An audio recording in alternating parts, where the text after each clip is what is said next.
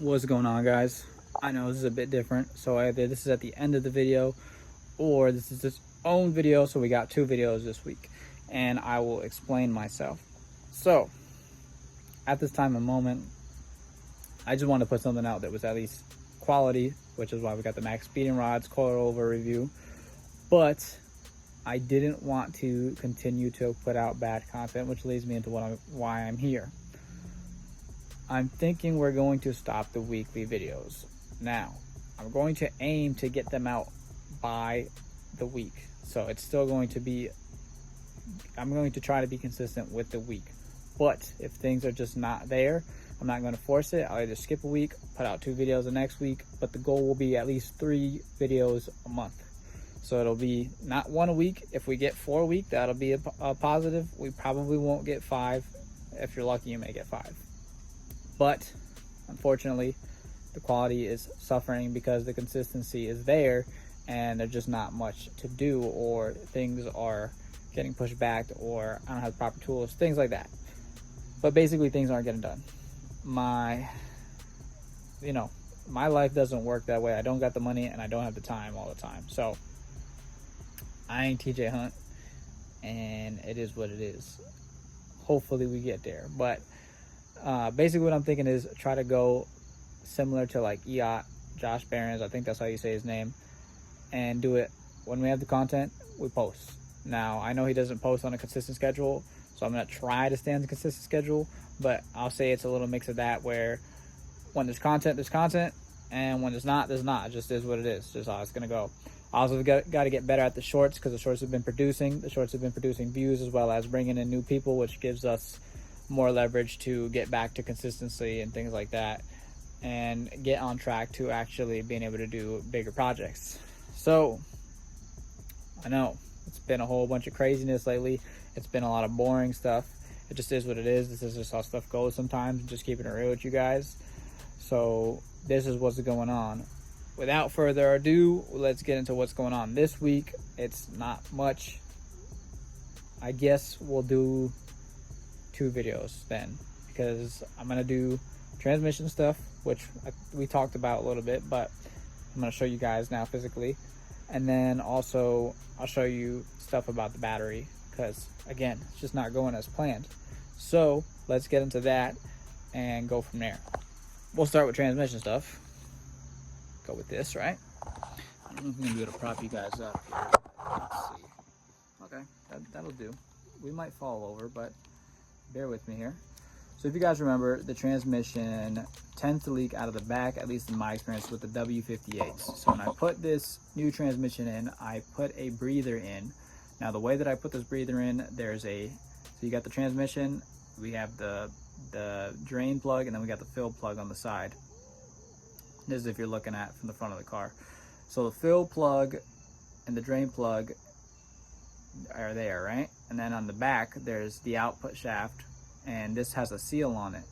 Now, when the transmission was either overfilled or overpressurized, which creates the transmission fluid to rise, and it makes it overfilled, even though it's got the right amount in there, it will go out of the back of the output shaft and leak fluid out of there, which then in turn, it usually either tears the seal or it just continues to leak when it's on hills and things like that, or on incline, and we lose transmission oil, and then we wear out the trans faster, which is what happened with the last one. So in this case, we took a conversion that converts the fill plug to an AN setup. I have another one here, but this one is a little bit different than the other one that I have in there right now, and I'll explain. So to begin with, the fill plug is an M18 by 1.5 thread pitch, and basically what that means is that so the size of the bolt is M18 and the thread pitch is 1.5. Now, when I bought it, there was 2 options, and this is the second option, and I went with the first option. The first option is literally just a flat piece. It doesn't have this bevel here, and it has an AN6 on this side with a seal like this on it. Now, on this side, where the M18 is, it has the same M18 setup, except instead of it being AN6 size for the hole, it's M18 size for the hole, and it goes to AN6, so it's literally just a hole. It's no seal here or nothing. It's just literally a hole. Now they call this, I don't know if I'm pronouncing this right, but it's an M18 1.5 Saginaw setup. Now the other one just M18 1.5 to AN6. This is, I want to say that this is what you call an orb when it has the bevel, ORB, I don't know what it stands for, but this is AN6 orb to an M18 1.5 Saginaw. I don't know what that means. I looked it up. It came up with a whole bunch of other stuff. I don't even know if I'm pronouncing it right, but that's what it's called. So the difference between the other one and this one, like I told you, you guys got the flat on both sides on the other one. This one has the bevel.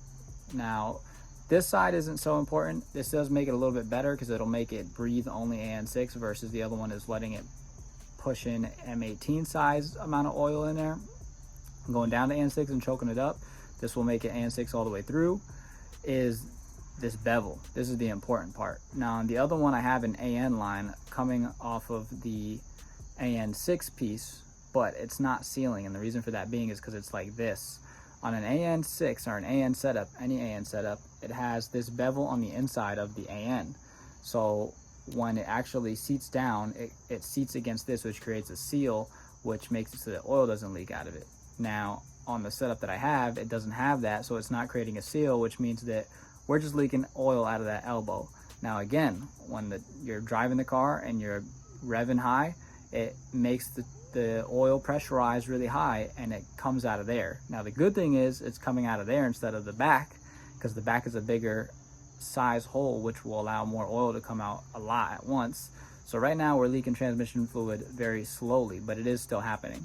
So I'm hoping with this bevel and now this 90 that's a little more stout than the one that we have in there, that it will seal properly. And if you look, when you spin it on, this seals down and this stops moving. On the other one, this one is still able to move up and down, which is why it's leaking, because it needs to create a seal. And because this doesn't have the bevel, the other one doesn't work. Now, technically speaking, I shouldn't even have to use this setup, which I'm gonna try the other one first. And then if it doesn't work, then I will swap to this one. But I do think that without this, it shouldn't be an issue. This is just a more stout, pretty one. So putting this, literally just putting in this piece should do it. So basically we'll put a crush washer here. We'll put this into the transmission and tighten it down. If you want to torque the spigot, you can do that. I'm not going to do that. I'm just going to do it to the crush washer. And then I'm going to attach that other breather line to this, and hopefully we'll have a seal and have no more leaks in the transmission. So the idea is now it'll go through this tube. It'll go through this, go through the tube, and then go up the tube. And if it overfills, it'll come back down and go back into the transmission, and or it'll go all the way up to the front of the car and breathe out of the breather, and that'll be that. Let's get into me doing that now, as well as we're gonna fill the transmission with some new fluid and see how much fluid comes out of the transmission.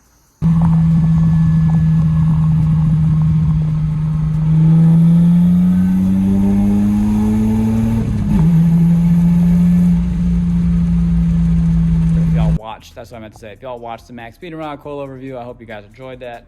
I know this is in between the video. I just filmed it for you guys. And between this, before I started working on my car, because I wanted to have a good shot of the car behind me. But I hope you guys enjoyed that. And right now we're back at the shop. I'm being a little lazy. Right now I got to put this thing up on jack stands, and I got to drain the transmission and swap over that AN line.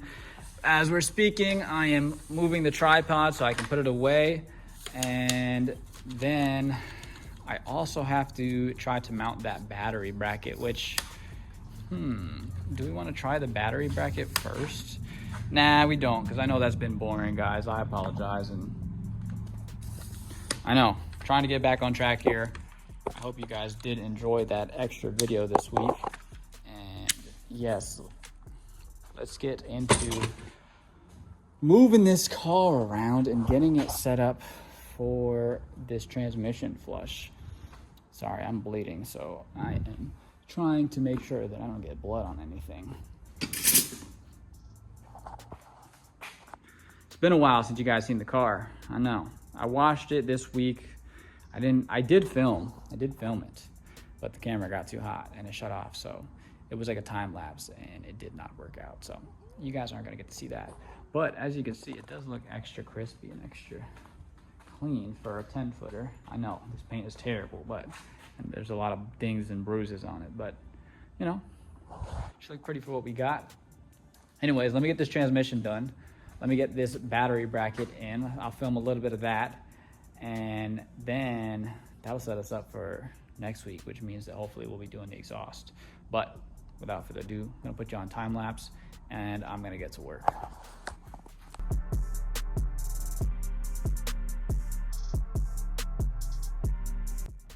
So, drained it. It actually looks really good.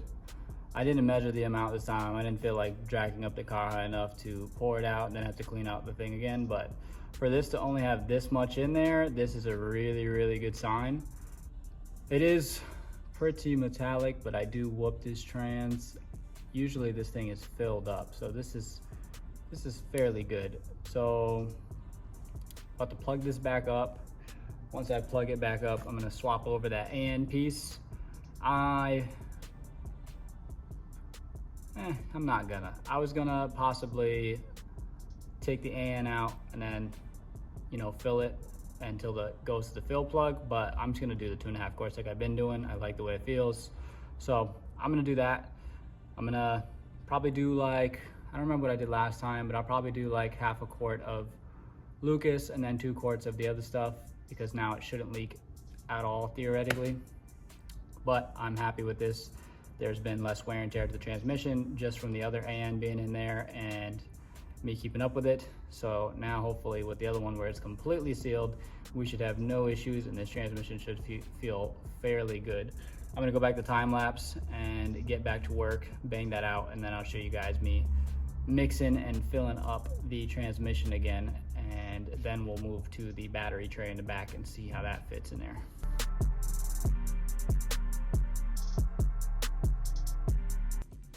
So as you can see, this is what I was talking about right here. So this is the AN. I'm taking it off now. I figured to show you guys while I'm doing it. Let me see if I can take it out on camera.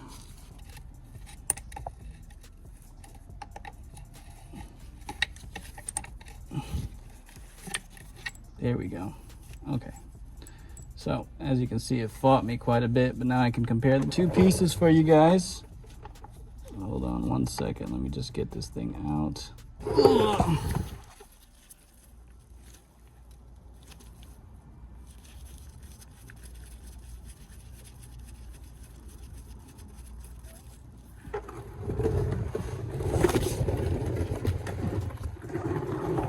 So here's my worry now.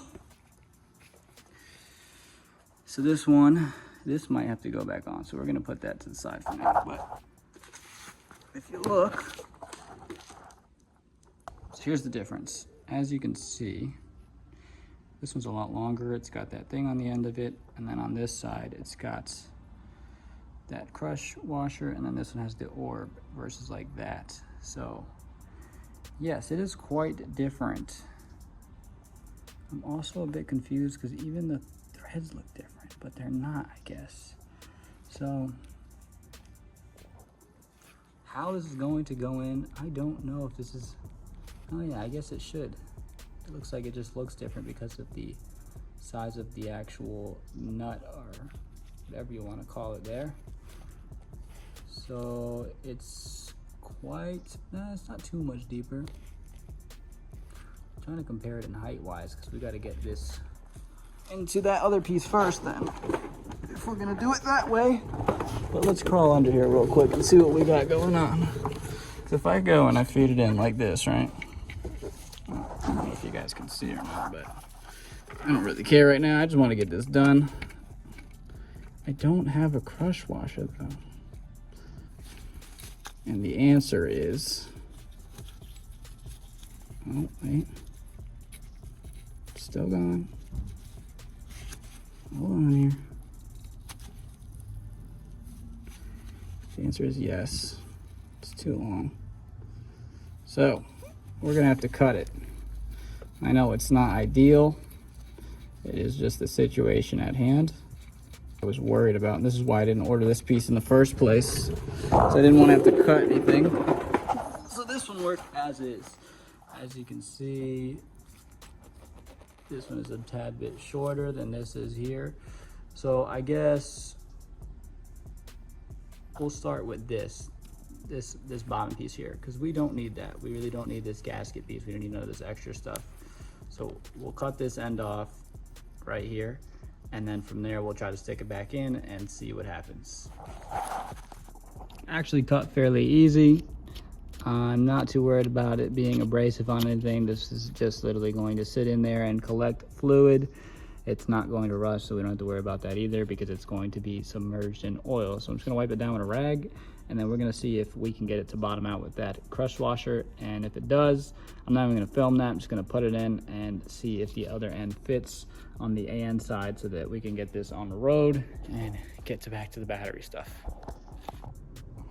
So now you can see, I can't move this at all. This is tightened down. This should be creating a seal now. This has the crush washer on it to create a seal. We should have no more leaks out of this trans. Worst case scenario should go all the way up that and have no issues. Now we can get out from under here. We can fill this thing up with 2.5 quarts of fluid, and then we will check out that battery box and see if we can get it bolted down. Let me get out. So checking this battery again, and it actually failed this time. This is how it is right now. It moved, which means that definitely isn't going to work. I just loosened them, so that is why it's loose. It wasn't loose, but it was angled like that, so this is not going to work. What I'm going to do, I do not know yet. I honestly think I'm gonna end up making a bracket and or ordering one, because at this point I don't feel like doing too much more work to figure out how to get this in here. Right, I know this is kind of an awkward angle, but you guys don't really need to see me anyways. But if you look, it came in. This is the battery tray that I was talking about. So let's see if we can put this together. This is relatively simple to put together. So this is actually, this looks like it's the perfect size for the 24 series battery. So if you look, supposedly I'm going to be putting the rivets or the bolts through this with the so that they can bolt to the rivets to the chassis.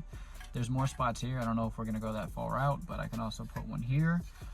So this should be pretty secure on the chassis, and it's a little flimsy for what I would like it to be, but it is what it is. And we're also going to put it, so instead of it being like this, it'll be like this in the back of the car. This stuff, let's take this off real quick.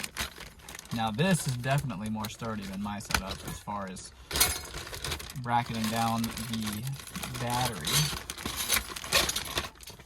Alright, so if you look, we got these. We've got the, oh, these came with the washer and everything. And I must say, maybe it's probably, what I got was probably cheaper, but it didn't work, so it doesn't really count. But I would say that paying the extra $1 for this is worth it.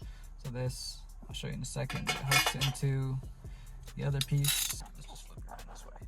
If you look, they hook into this, and the battery goes in there, and then it goes on top with this bracket right here. It goes through those. This somehow opens up, I'm assuming. Oh, I see. Ah, there we go. And that'll go on top of the battery and then hold it in place. Yeah, this shouldn't be too bad actually. So let's go down the shop. Let's see what this looks like. We're gonna do the transmission first, where we drain it and put the AN in, and then we will get to the other stuff. So basically we want to see where everything lines up. This is already lining up with that right there, which is nice. It's also lining up with this right here. Now that I'm actually looking, it's actually lining up with that too. So that's 3 bolts right there. I don't have a bolt this size though. Let me see if I do.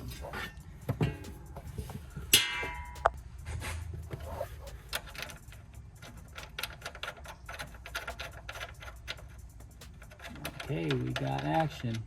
All right, let me get a screwdriver for these. We might be lucky. You might be able to mount it right now. Let's see if I can get this thing out of the way. There we go. Much better.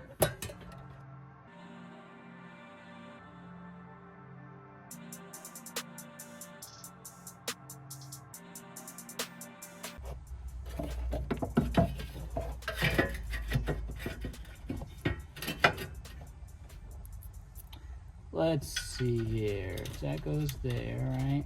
Now we can put some washers, guys. I just want to see if I can actually get these in the holes without them being too far apart.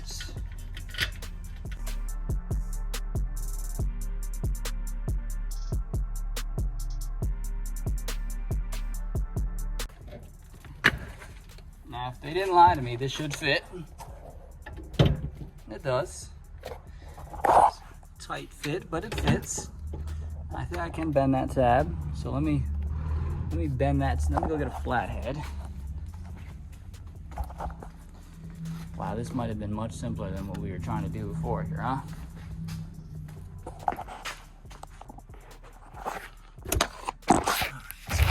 That tab is all I'm trying to bend here right now, right? Okay.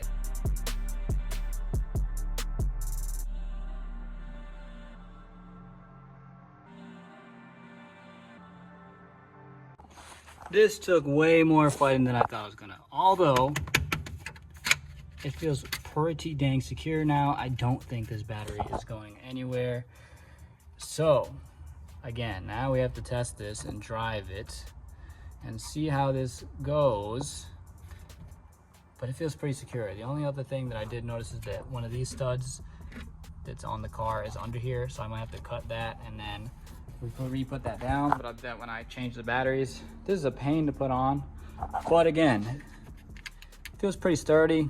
I feel like it's not as sturdy as the battery doesn't feel as sturdy as it was with my setup, but the actual tray is way sturdier than my setup, which means it should be fine.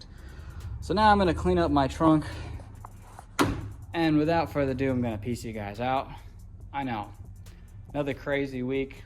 I still gotta fill the trans up. I'm gonna do that on my own time, and then I'll let you guys know how that goes. And we still got testing. I actually meant to feel the cord today too on how it felt. I know what we were talking about that last time. It's actually pretty good right now, but it's been cooling off, so it's not really an accurate read. I know, still a bunch of randomness going on this week. Again, that's why I gave you guys the max speeding rod coilover review, as well as just because I lost all that footage. My phone bricked. Sucks. So now, yeah, we got the transmission done. We got a new AN line, so hopefully that won't leak anymore. We got the bracketry of the battery in this week, so next week hopefully we'll be doing the wiring and we won't have any hiccups. And from there, we can get onto the exhaust. I don't want to say, sorry, there's a bug on me. I don't want to say we're going to do the exhaust next week because we still got a lot of wiring stuff to do. It's going to be a lot of brain work. As you can see, this battery stuff to trying to position it is a lot of just like problem solving. So wiring, exhaust next 2 weeks, and then we should be able to get the wheels on and lower the car and the springs. The lowering the car and the springs should be easy. That might get done the same week as the exhaust. I'm not going to make any promises, but I will see y'all hopefully next week. I'm going to try to keep the weekly videos up. I know we had that talk, but bear with me. See y'all next week.